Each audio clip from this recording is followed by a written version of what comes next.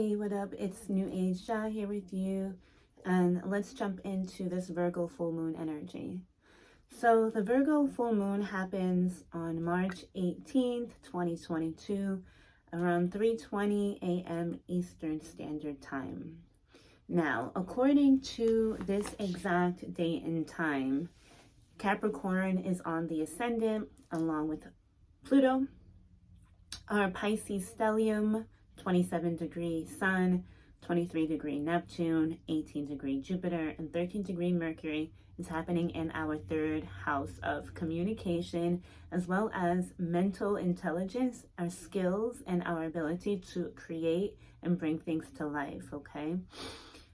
This energy is in sextile to our Taurian energy in the fifth house, which emphasizes that physical reality, the physical ability to, in a genius capacity, make something out of nothing, okay? The moon is at 27 degrees Virgo in opposition with the sun in the ninth house, but just a few degrees from the angular position of the 10th house being ruled by Capricorn. So we have Capricorn on the ascendant, and then we have Virgo Moon, which trines this Capricorn energy in the ninth house of higher learning, as well as ascension and philosophy and being a channel for divine knowledge and wisdom. Okay, a lot of these energies flow nicely, the third house with the ninth house, which are naturally in opposition. So it's details, mundane details and facts, things that are a bit more tangible, versus the ninth house, which is higher learning or a higher view or looking into the future. It's ruled by Sagittarius. It's a boundless house and energy. And there's really no structure to it, although there is an archaic component to Sagittarius, let's say like biblical scriptures of such things like that, right? Now, the ninth and the first house have a happy medium together. They trine, right? And then the ninth and the fifth house also trine. So we have Capricorn in the first house, Taurus in the fifth house, and then Virgo in the ninth house, okay? And these are really beautiful, lucky, fortunate houses, right? We have the first house of self, we have the fifth house of expression, and then we have the ninth house of higher learning. Now, with this Pisces stellium in the third house, opposing this Virgo moon can really make us feel completely disoriented in what it is that we believe to be true. And this is only emphasized due to the Pisces stellium being in the third house of what we know to be true, meaning like our basic communication, our basic way of thinking, our basic way of relating. Think of Gemini. It's like transitory, it's explorative, it's curious. And having Pisces energy in this third house of our intellect and our minds can really have us second guessing the way that we are viewing the world at this time. With Saturn on the ascendant, it just emphasized the complication and or the heaviness of this energy. And Virgo moon likes to overanalyze. I like Virgo moon in the ninth house because it's a perfectionist. But the thing about Virgo is it's Mercury ruled. And Pisces is in a Mercury house, right? The third house. So Gemini is Mercury ruled. Virgo is Mercury ruled. And so this Virgo mercurial earth element, which is a little bit difficult to begin with, right? Mercury likes to move around. It's very zippy. It's an air, has an air quality to it. Being in Virgo is a little bit frustrating and can be an anxious placement to begin with because it doesn't necessarily have the freedom to move as quickly as it would like to, although Virgo is a mutable energy and changeable. The thing with Mercury, when it's in Virgo, it needs to stop at every corner, every pit stop, and look at everything, and has the tendency to overanalyze. Although it has the ability to make corrections and or to ground the visions and or the metaphysicality of Pisces, or the dreamy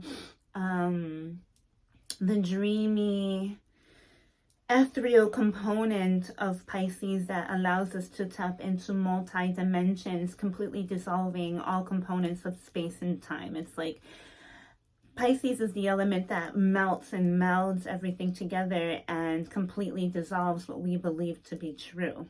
And Virgo is the complete opposite. It needs this physical reality in order to feel safe. It needs to know the nuances and the ins and outs of what is actually physical and tangible. And having this Virgo moon in opposition to Pisces is completely disorienting and fragmented, as now this singular Piscean moon in the ninth house of beliefs is now reflecting the full solar capacity of Pisces, along with Neptune, which is a ray of ultimate and altruistic love, but it's also a very tricky, foggy energy, and then Jupiter behind it, just amplifying the confusion and or the disillusion or the ego disillusion that's happening. And then Mercury, which is our logical mind state of collecting data and information. All of this Piscean energy is in the third house of the mind. And so can you imagine that the mind is completely being disillusioned? The barriers are being completely melted. Our understanding of reality is not just changing and shifting, it's gone. So Pisces in the third house basically breaks all the bounds and chains of the third house and is no longer a safe place to be, if you would, right? And I say safe because Virgo moon and the moon in general is very safety and home oriented. And the way that a Virgo moon feels safe is by being in control, knowing the details. As a Virgo moon native myself, in the second house of Taurus, having tangible information and knowledge and structures that surround my higher understanding of the universe and God is very important to me. Again, this ninth house, Virgo moon, it's very important for Virgo to be able to define or to be able to trace back its belief systems or the details and the information based around the beliefs that he or she has cultivated up to now. But because the moon is reflective of the sun and the sun is in Pisces, this is being completely obliterated. So everything that made us feel safe, everything that we knew to be A, B, C, 1, 2, 3 is blown out the water. And this can be a very unnerving, unearthing time, where what we thought to be true, what we knew, the details that we knew, the information that we gathered, everything we learned in our childhood, everything that we learned in elementary school, everything we learned in middle school, everything that we were turned to laugh at, to read at, to everything that made us safe, everything that built this basic mental structure that we have of communicating and relating. And then everything that has been attached to that or in opposition and growth in regards to what the bigger picture is in regards to what life is really about. The ninth house is where we discover what life is about, what we believe life is about, what our belief structures, our religious structures are about. And this is also where we get to explore the world around us, where we travel, where we visit other locations, where we visit other cultures in order to integrate what the world is believing around us. And depending what's ruling this ninth house is going to describe how you go about exploring the cultures and the world and everything that is foreign to you, as the ninth house is foreign energy and then the third house is more localized. So this understanding, or again the details, the things that make us feel safe in our belief system and structures, is looking at the third house with Pisces and everything in it, and it's like, oh my god, everything that I knew to be true is gone. Oh my god, my reality is shifting. Oh my god, my brain, my mind, a lot of hyperventilating energy, because now you are getting on top of the mountain view. And this is again emphasized with Capricorn on the ascendant. Capricorn ruling this Virgo full moon chart, and the moon being in an angular position at the top of the chart puts extra emphasis on this lunar energy. And what is the lunar energy? What is the moon? The moon, again, is our safety, our home, our mother, our internal body and soul, our soul essence, our emotions, our feeling body, our intuition, our psychic perception. And this is all of the planets are at the bottom of the horizon, which puts emphasis on the psychological nature of this Virgo, of this energy, period. It's all, if you're in the northern hemisphere, all of the planets are at the bottom of the chart, which is all very personal, psychological charts that have to do with the individual. And the moon is alone at the top of the chart, at the top of the mountain. It's like that singular goat. But the goat in particular is more Virgoan. It's very nervous. It needs details. It needs safety. Like, it's not necessarily action oriented and or goal oriented like Capricorn, although there is an air emphasis to needing to get to the top of the mountain. And it's a struggle because we're looking for more and more air to breathe. And as Capricorn gets to the top of the mountain, the air gets thinner. And we're no longer breathing regular air, right? Because Gemini, the third house, is air. And Pisces is water. It's drowning out all the air. And so we are now having to switch from breathing air and being on solid ground to elevating and ascending to a higher nature while still trying to keep a grasp and control of reality. That's the Virgo moon energy. It wants to get a grasp of reality and gain control via the details. But the details are gone. The air is thin and it's all water and we're confused. So this opposition is one that can be disorienting in our belief system and in the way that we carry out day-to-day details, knowledge, and information. Virgo has a lot to do with the body, the physical body and the physical health and the details that surround that. Illness, debt, getting your structure ready, taking care of daily responsibilities. And that's probably the better way to handle this, is to make sure that you are healthy, to make sure that you are sound, to make sure that you're not losing yourself in the midst of trying to maintain control of what you believe to be true. Because the fact is that the facts are dissolving and a new reality is being placed before you. But the Virgo moon is going to have a hard time trying to accept this because it needs more of a concrete way and logical and linear way of understanding how the earth around it, how the world around it is moving. And that is, again, completely obliterated at this time, okay? Now, the moon is in separating Ceci square to Venus in Aquarius and separating Ceci square to Uranus in Taurus. And so the Ceci square is a hidden challenge, or a challenge that can go a little bit unnoticed, which can make it so that we do not complete the challenge to its full capacity. With the separating Ceci quadrant, this means that we are walking away from physical monetary challenges in relation to our body, as well as what we find valuable within our community and network, but as also what we value within a more genius capacity and an innovative capacity. So we are, just because it's separating, but it is highlighted here, we have to be careful that we are not trying to delude ourselves from the very things that are challenging us beneath the surface, right? We can have a tendency to want to control the minutia of what we believe.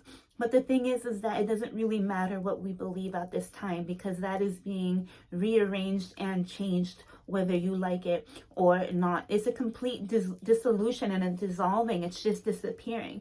And we can choose to freak out about it, which is only going to exacerbate the anxiety of what's going on, or we can allow this energy to dissipate what we thought to be true and allow the picture to completely clear so that we can see what it is that we're truly working on.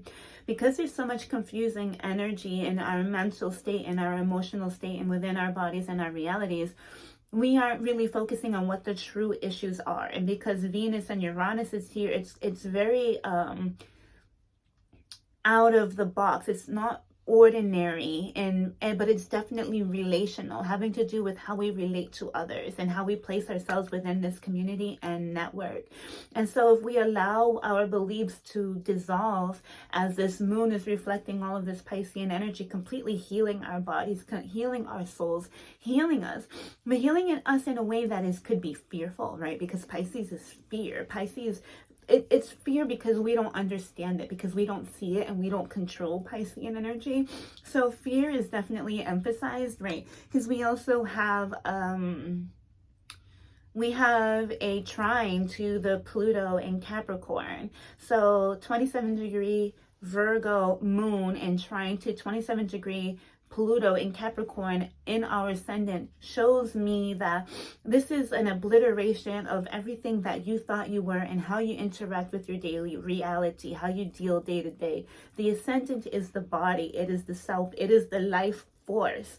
And having this trine, this moon trine Pluto, is a penetrating energy that gets down to the very core of your being and rips out every muck and bit and distruth of your reality and brings it and propels it to the surface. It just yanks it from your toes all the way to the top of the surface.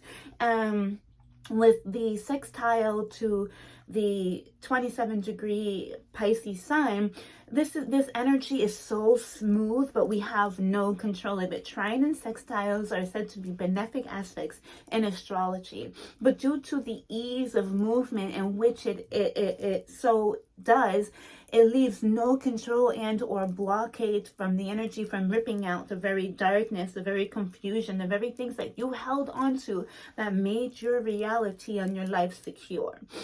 Capricorn and Cancer are all about security, right? Building foundation, building security, building home, and building structure. And again, that Virgo moon wants to organize the home and wants to organize the structure and wants to have everything aligned.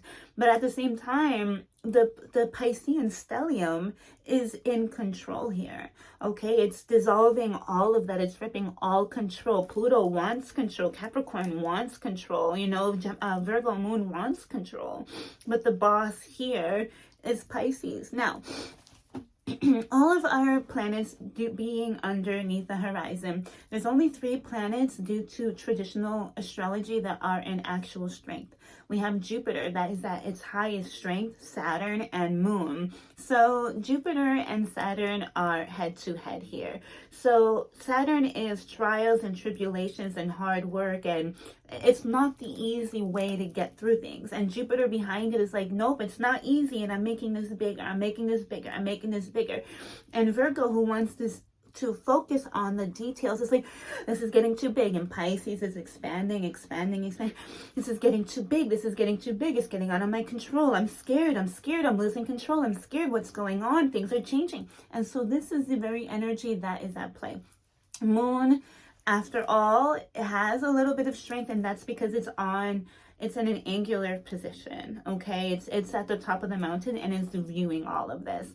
So the suggestion is to allow yourself to view the psychological changes that are happening beneath the surface and realize that your reality and your mental structures and the way that you compartmentalize life is now out of your control.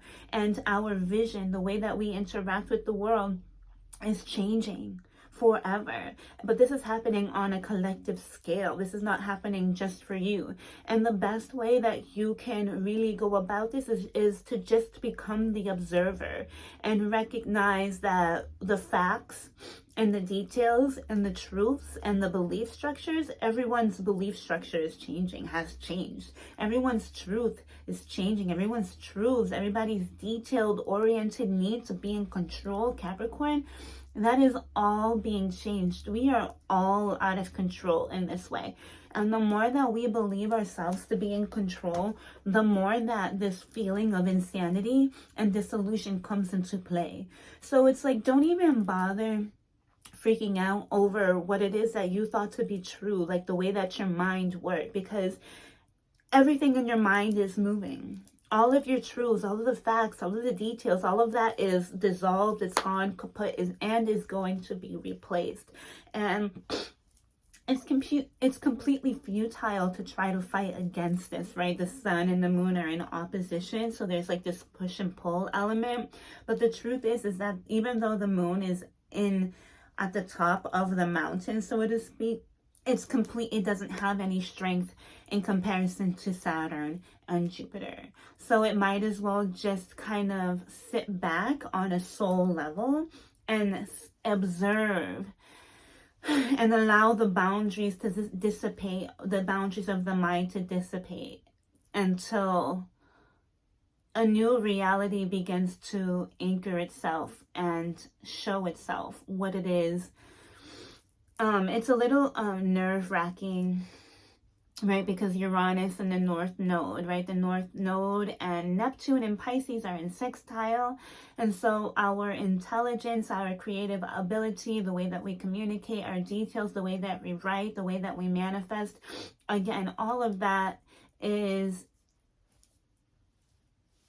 in metamorphosis. There's no aspect of ourselves that is in metamorphosis, but what I do see as a way to placate this energy, or a way to find solace and comfort in this energy, is to go to Cancer energy. So the moon traditionally rules Cancer. Cancer rules the moon. And we have part of fortune in Cancer at 12 degrees in opposition to this Capricorn ascendant. And so part of fortune is part of fortune, or your law of fortune. It is your life force energy, but it's also where we have luck. It is also where we find our abundance. And it's in the 7th house of Libra, or partnership, or the other, and the public. So the only way, or I can see the light in this, or the way that we can find light, solace, protection, security in this time, is actually with the other, in nurturing the other, in loving the other, in feeding the other, sheltering the other. This is a time where we need to, or where sheltering other people, caring for other people, loving and nurturing other people, sharing your life force and your light energy, your fortune with other people, is what's going to get you through this in a sane capacity, in a sane way. Part of fortune is in trine to 13 degree Mercury in Pisces.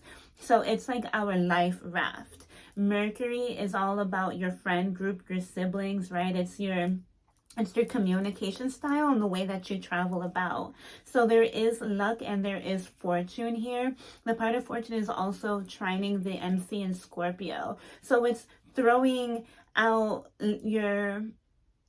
giving your hand to other people, showing up for other people, allowing your lunar capacity, your loving, nurturing capacity to show up for others, and to let others know that they're not alone and that they can lean on you if they need be. You know, this is the way that we're going to safely get through this energy without losing our mind in the midst of it, because our minds are changing and our reality is shifting. And the more that we grab onto those details, the more exasperated and anxious and lost that we become. So the way to stay in navigation in a healthy manner, again, is to get into your Cancer energy, your protective shell. Protect yourself, protect your family, protect your loved ones, and do that with your soothing ability of healing, okay? Like, consciously heal yourself by healing others and saying healing things and giving healing gestures. And again, like that food, nurturance, clothing, shelter, donate, feed others, like figure out a way to love, to give, because Pisces is ultimately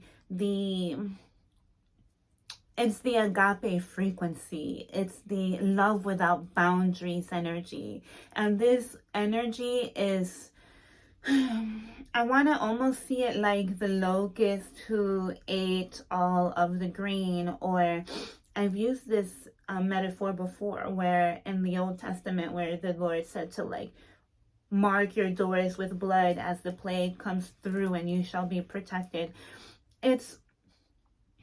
There's a force or an energy that is penetrating our lives, and our ability to remain grounded is a bit threatened at this time. Again, Uranus is in Taurus, and Taurus is the earth, it's stability.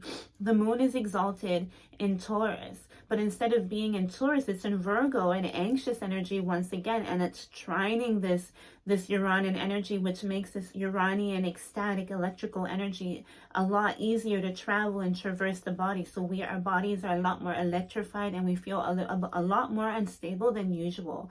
Again, the moon is also in trine to Pluto, and Pluto is a destabilizer. It's slow moving. It's slow moving and it's deep beneath the surface, but it does something to us that unhinges our root. Okay, so we can't necessarily cling to material things, but eating well and eating healthy Taurus will do us great, and kind of forgetting what our status is in the world is best, because our status and our stature is changing. Okay, it's not about social climbing at this time. It's about coming together and creating a safety net of love and warmth and transcendent compatibility, transcendent love, transcendent connection, transcendent communication, transcendence of all the nuances that may have separated us from before. None of those things matter. Okay, we are each other's rock, and we are each other's life force, and we are each other's protection at this time. So all of the other details and the belief systems and the hierarchies don't matter at this time. We shouldn't allow those to separate us at this time, because it doesn't matter. And the more that you cling to materialism, the more that you cling to hierarchy, the more that you cling to what you believe to be true, whether logically or illogically, whether belief system or fact oriented, all of that is going to throw you for a loop, and it's going to alienate you further and further. So, right, because we have Chiron in Aries in the 4th house, ruling the moon energy and the Cancer energy. And Chiron in Aries is the wounded healer surrounded around ego and or individualism. So there's that emphasis on that. The more that you try to individualize yourself and work based off of ego, the harder it is going to be on you, and the more lost in these transits you will become. So I haven't really looked any further past these energies, but for now, just be loving, be supportive, give a listening ear. Just don't judge, don't alienate anyone from your group, don't alienate anyone from having nurturance, don't alienate anyone from having sustenance. Don't let anyone around you suffer and or feel alone, because the more that you reach out and create the safety net, the more that you will feel supported, not only by those who care about you and your strangers and your neighbors, but the more that you will be supported by the universe, and the more that you will be supported by ultimate altruistic love. Okay, eating is very important at this time for sustenance and or grounding. Okay, fasting, this is not a great time to fast.